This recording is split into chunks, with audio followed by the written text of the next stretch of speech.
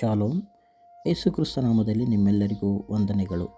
ಪ್ರಿಯ ದೇವಜನರೇ, ಇಂದಿನ ಅನುದಿನ ದೇವರ ವಾಕ್ಯ ಮತ್ತಾಯನ ಬರೆದ ಸುವಾರ್ತೆ 6:17 ಹೇಳುತ್ತದೆ, ನಿಮಗೆ ಸತ್ಯವಾಗಿ ಹೇಳುತ್ತೇನೆ, ಆದರೆ ನೀನು ಉಪವಾಸ ಮಾಡುವಾಗ ತಲೆಗೆ ಎಣ್ಣೆ ಹಚ್ಚಿಕೊಂಡು ಮುಖವನ್ನು ತೊಳುಕೋ. ಹೀಗೆ ಮಾಡಿದರೆ ನೀನು ಉಪವಾಸ ಎಂದು ಜನರಿಗೆ ಕಾಣದೆ ಹೋದಾಗೂ ಅಂತರದಲ್ಲಿರುವ ನಿನ್ನ ತಂದೆಗೆ ಉಪವಾಸವೆಂದು ಕಾಣಿಸಿಕೊಳ್ಳುವಿ ಎಂಬುದನ್ನು ನಾವು ನೋಡ್ತೇವೆ. ಪ್ರಿಯ ಜನರೇ, ಅದಕ್ಕೆ ದೇವರು ನಮಗೆ ಫಲವನ್ನು ಕೊಡುವಂತನು ಆಗಿದ್ದಾನೆ ಎಂಬುದನ್ನು ದೇವರ ವಾಕ್ಯದಲ್ಲಿ ನಾವು ನೋಡುವಂತರಾಗಿರ್ತೇವೆ. ಪ್ರಿಯ ಜನರೇ, ನಾವು ದೇವರ ವಾಕ್ಯದಲ್ಲಿ ನಾವು ನೋಡುತ್ತೇವೆ, ಹೊಸ ಒಡಂಬಡಿಕೆ ಉಪವಾಸ ಆಹಾರ ಬಿಡುವುದು ಮಾತ್ರವಲ್ಲ, ದೇವರನ್ನು ಹೆಚ್ಚು ಹುಡುಕುವುದು, ಪ್ರಾರ್ಥನೆಯಲ್ಲಿ ಆಳವಾಗುವುದು, ದೇವರ ವಾಕ್ಯಕ್ಕೆ ಒಳಪಡುವುದು, ದೇವರನ್ನ ಚಿತ್ತವನ್ನು ಹುಡುಕುವುದು, ಇದು ಒಂದು ಉಪವಾಸವಾಗಿದೆ. ಪ್ರಿಯ ಜನರೇ, ನಾವು ನೋಡ್ತೇವೆ, ಉಪವಾಸವು ಒಂದು ಹೊರಗಿನ ಪ್ರದೇಶವಲ್ಲ, ಒಳಗಿನ ಒಂದು ಸಮರ್ಪಣೆಯಾಗಿದೆ. ಪ್ರಿಯ ಜನರೇ, ಮುಖವನ್ನು ದುಃಖದಿಂದ ತೋರಿಸುವುದಕ್ಕಿಂತ ಸಂತೋಷದಿಂದ ನಮ್ಮ ಸರಳವಾಗಿ ಉಪವಾಸವನ್ನು ಮಾಡಬೇಕು ಎಂಬುದನ್ನು ಮತ್ತಾಯನ ಬರೆದ ಸುವಾರ್ತೆಯಲ್ಲಿ 6:17 ನಮಗೆ ತಿಳಿಸಿಕೊಡಲಾಗುತ್ತದೆ. ಯಾಕೆಂದರೆ ನಾವು ನೋಡ್ತೇವೆ, ಯೇಸು ಕ್ರಿಸ್ತನು ನಮಗೆ ಶೋಧನೆಯಿಂದ ಜಯಿಸಲಿಕ್ಕೆ ಉಪವಾಸವನ್ನು ನಾವು ಮಾಡುವಂಥರಾಗಿರುತ್ತೇವೆ.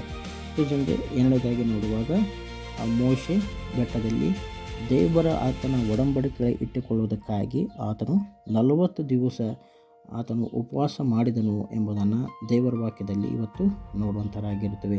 ಮೋಚನ ಕಾಂಡ 34:28 ಹೇಳುತ್ತದೆ, ಆತನು ದೇವರ ಸನ್ನಿಧಿಯಲ್ಲಿ ಸಮಯ ಕಳೆಯುವಾಗ ದೇವರ ಮಾತು ನಮ್ಮ ಜೀವನಕ್ಕೆ ದಿಕ್ಕುಗಳನ್ನು ನೀಡುತ್ತದೆ ಎಂಬುದನ್ನು ಆತನು ಉಪವಾಸವನ್ನು ಮಾಡ್ತಾ ಇದ್ದಾನೆ. ಯಾಕೆಂದರೆ ಇದರಲ್ಲಿ ನಾವು ನೋಡ್ತೇವೆ, ಮೋಶೆ 40 ದಿನ ಉಪವಾಸ ಮಾಡಿ ದೇವರ ಸನ್ನಿಧಿಯಲ್ಲಿ ಇದ್ದನು. ಇದು ಕೇವಲ ಆಹಾರ ತ್ಯಜಿಸುವುದಲ್ಲ, ದೇವರ ಮಾತನ್ನು ಕೇಳಲು ಸಂಪೂರ್ಣವಾಗಿ ದೇವರಿಗೆ ಸಮರ್ಪಿಸಿಕೊಳ್ಳಲು ಎಂಬುದನ್ನು ದೇವರ ವಾಕ್ಯದಲ್ಲಿ ನಾವು ನೋಡ್ತೇವೆ. ಅದೇ ರೀತಿಯಾಗಿ ಎಸ್ತರನ ಉಪವಾಸವನ್ನು ಎಸ್ತರ ಪುಸ್ತಕದಲ್ಲಿ 4:16 ನಾವು ನೋಡ್ತೇವೆ. ಆಕೆಯು ಎಸ್ತರು ತನ್ನ ಸ್ವಂತ ಸಮಸ್ಯೆಗಾಗಿ ಮಾತ್ರವಲ್ಲ, ತನ್ನ ಜನರ ರಕ್ಷಣೆಗಾಗಿ ಆಕೆ ಉಪವಾಸವನ್ನು ಮಾಡಿದಳು ಎಂಬುದನ್ನು ದೇವರ ವಾಕ್ಯದಲ್ಲಿ ಇವತ್ತು ನೋಡುವಂಥರಾಗಿರುತ್ತೇವೆ. ಪ್ರಜನೆ ಆಕೆ ಕಲಿಬೇಕಾದಂಥ ಪಾಠ, ನಿಜವಾದ ಉಪವಾಸದಲ್ಲಿ ನನಗೆ ಮಾತ್ರ ಅಲ್ಲ, ಮನೋಭಾವ ಎಲ್ಲರಿಗೂ ಇರಬೇಕು. ದೇಶ ಮತ್ತು ಅಗತ್ಯದಲ್ಲಿರುವ ಎಲ್ಲರ ರೋಗಿಗಳು ಕುಟುಂಬಕ್ಕೋಸ್ಕರ ಎಲ್ಲವಳು ಆತನು ಏನು ಮಾಡಿದಳು, ಉಪವಾಸವನ್ನು ಮಾಡಿದಳು ಎಂಬುದನ್ನು ನಾವು ನೋಡ್ತೇವೆ.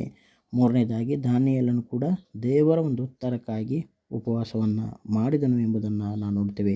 ಅವನು ತನ್ನ ಶಕ್ತಿಯ ಮೇಲೆ ಭರವಸೆ ಇಡದೆ ದೇವರ ಕಡೆಗೆ ಶಕ್ತಿ ಇಟ್ಟು ಉಪವಾಸ ಮಾಡಿದನು ಎಂಬುದನ್ನು ದೇವರ ವಾಕ್ಯದಲ್ಲಿ ಇವತ್ತು ನೋಡುವಂಥರಾಗಿರುತ್ತೇವೆ. ಪ್ರಿಯ ಜನರೇ, ನಮಗೆ ಮಾರ್ಗ ಗೊತ್ತಿಲ್ಲದಾಗ ದೇವರಿಗೆ ನಾವೇನು ಮಾಡಬೇಕಂತೆ, ಮೊಣಕಾಲನ್ನು ಊರಿ ನಾವು ದೇವರ ಮಾರ್ಗದರ್ಶನವನ್ನು ಉಪವಾಸದಿಂದ ನಾವು ಹುಡುಕಬೇಕು ಎಂಬುದನ್ನು ದೇವರ ವಾಕ್ಯದಲ್ಲಿ ಇವತ್ತು ನೋಡುವಂಥರಾಗಿರುತ್ತೇವೆ. ಆಮೇನ್.